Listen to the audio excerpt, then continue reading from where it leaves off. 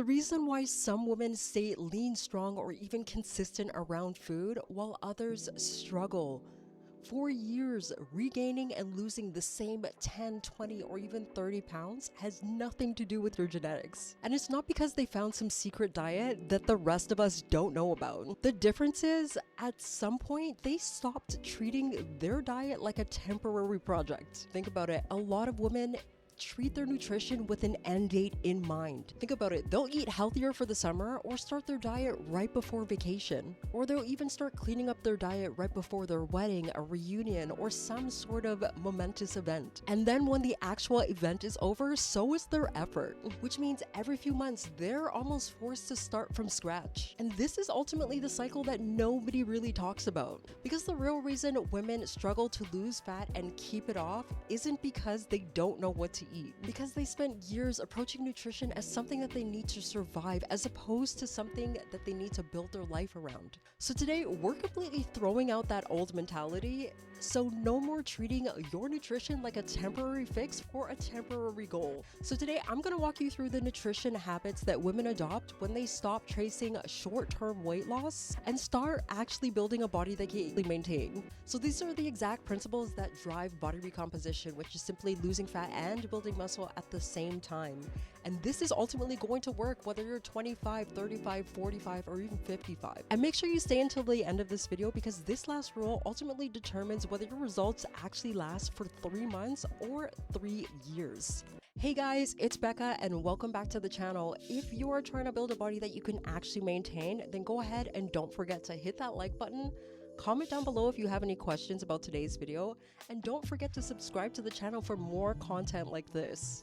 Alright, so let's get into the video. Alright, rule number 1, of course, we need to create a calorie deficit that our body can actually sustain. Now, of course, we are all aware that fat loss requires our bodies to be in a caloric deficit, but there's a huge difference between a caloric deficit that creates results versus a caloric deficit that actually creates burnout. And most women fail because they're trying to eat as little as possible to, of course, attain their goal as fast as possible. However, a sustainable body recomposition phase ultimately requires at least a 10 to 15% caloric deficit below your maintenance. And of course, this is enough to lose fat, but not aggressive enough to affect your training performance or even your recovery. So we need to start with this small caloric deficit and maintain it consistently. And of course, assess your progress on a weekly basis and stay in the caloric deficit until it stops producing results or it starts affecting your training performance or even your recovery. If your workouts are beginning to suffer, your recovery is declining, and your hunger is out of control, or even if your adherence to the program is becoming so difficult because you lack the energy to continue, then those are signs that a maintenance phase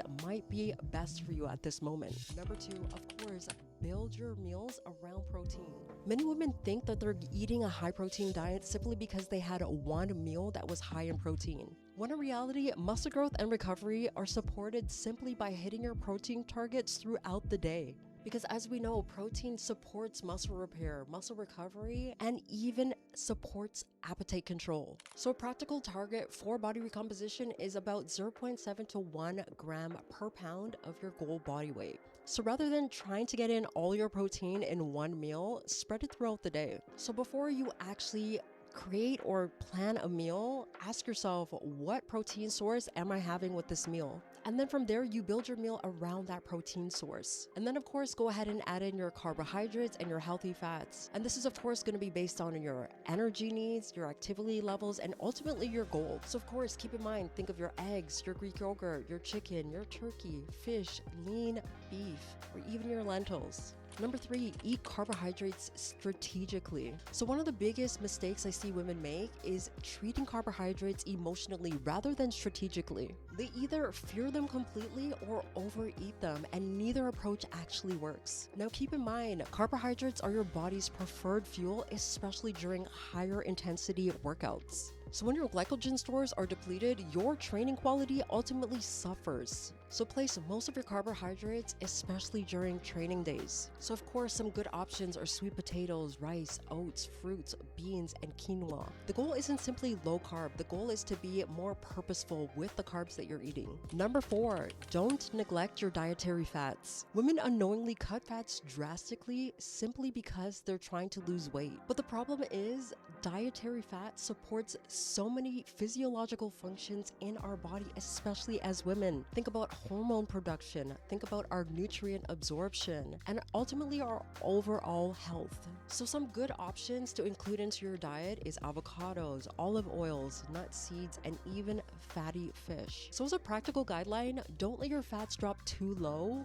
especially during your intense workout sessions. Number 5, master the balanced plate method. So I want you to imagine your plate for a second. For most meals, 1/3 protein, 1/3 to a half of vegetables, 1/4 of carbohydrates, and a thumb-sized serving of healthy fats. That's it. Now, of course, be mindful of the oils and the sauces that you're adding to the dishes as well. Now, I want for you to use this structure for the next 7 days, not forever, just 7 days, and let me know if you see a drastic difference. Number 6, stop ignoring the nutrients that determine exactly how you feel. So, of course, you can have the perfect calorie deficit, you can have the perfect protein intake, you can have the perfect workout plan. But if your body is running low or empty on specific micronutrients, your progress is going to begin to suffer. And this is something that I used to struggle with, assuming that low energy, poor recovery, and feeling super weak during my workouts were simply normal. But the reality is sometimes they're not. Sometimes it's a sign that your body is actually missing key nutrients. And this is something that we need to understand, especially as women, because iron deficiency is something that is incredibly common within women and can leave you exhausted even before changes actually show up in your blood work. So lower vitamin D is also associated with poorer muscle function, lower energy, and even reduced recovery capacity. And let's not forget about magnesium, which plays a huge role in so many biological functions that actually happen in your body. Think about your sleep quality, your muscle function, and even your energy production. Some women spend a lot of time researching the fat burners to get that quick result, as opposed to understanding their nutrient status. So of course, if you're able to, go ahead and get that annual blood work checked out. And of course, ask for your iron levels, your ferritin levels, and even your vitamin D levels to be checked. So of course, keeping in mind getting in your fruits and vegetables on a daily basis, including magnesium-rich foods like your pumpkin seeds, your beans, your leafy greens, and even your nuts. And start treating your energy levels as data as opposed to something that you are going to ignore or simply push aside. Number 7, keep in mind your fuel performance on training days. Now, training days requires fuel, not significant restriction, fuel, because you can't simply expect your body to build muscle, recover properly, and even perform at a high level while consistently under-fueling it. But this ultimately backfires. And the reality is body recomposition depends on this fuel for training performance. The goal is to fuel your workouts enough to support your muscle growth. Number 8, fueling on recovery days. Now, this is where a lot of women accidentally sabotage their progress. They might eat well on training days, but then they might drastically either overeat or cut out foods on the recovery days. But remember, your body doesn't build that muscle during your workouts. The workouts itself creates that stimulus, and recovery is where your body repairs the muscle tissue. It ultimately replenishes your glycogen stores and adapts to becoming stronger. So if your calories, your protein, and even your carbohydrates are way too low, your recovery is ultimately going to suffer, and so is your body recomposition. So on recovery days, of course, ensure that you're getting enough protein, staying hydrated, and getting enough carbohydrates. Remember, training creates the signal, recovery creates that adaptation, and your nutrition ultimately is going to support both. Number 9, stop trying to outwork your poor recovery. But we need to understand that recovery isn't something that happens after you get the results. Recovery is part of the process that actually creates the results. So of course, we need to start prioritizing our sleep anywhere between 7 to 9 hours. Incorporating our 3 to 4 strength training days per week, ensuring we're getting our walks in, and scheduling in our rest days. Because you don't build muscle from the workouts, you build muscle from recovering from those workouts. And number 10, stop simply dieting for specific events. Now, this might be the most important one in this entire video. Most women approach nutrition with an expiration date, summer, vacation, wedding, or even a photo shoot. And that event ultimately becomes the motivation. But the problem is, when that event ends, so does your behavior.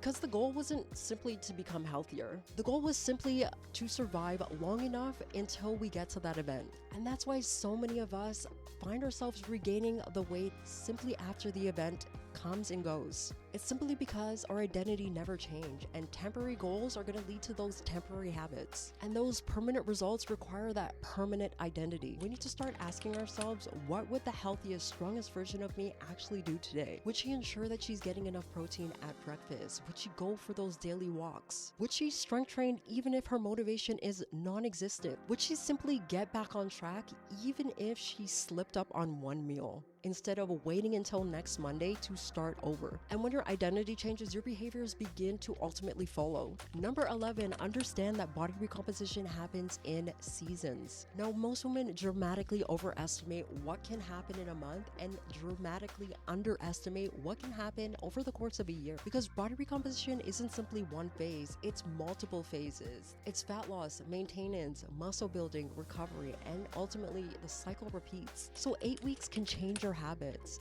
12 weeks can change your confidence, 6 months can ultimately change your physique, and a year can completely change your life. Number 12, the 80-20 whole food rule. Now, sustainability is the only way you're ever going to maintain your results, which is why your nutrition has to have some sort of built-in flexibility. So a very effective framework is to ultimately have 80% of your daily food intake coming ultimately from whole foods, minimally processed and single ingredient foods, while leaving the remaining 20% for your lifestyle flexibility and foods that you'll simply, of course, enjoy. And this is ultimately something that I had to incorporate into my lifestyle so that I wasn't completely starving myself from foods that I actually enjoyed. So if you take nothing else from this video, I want you to understand that body recomposition is not made from perfect meals. It's simply built on repeatable habits, because women who maintain the results aren't completely starting over again and again. They're simply practicing these principles consistently enough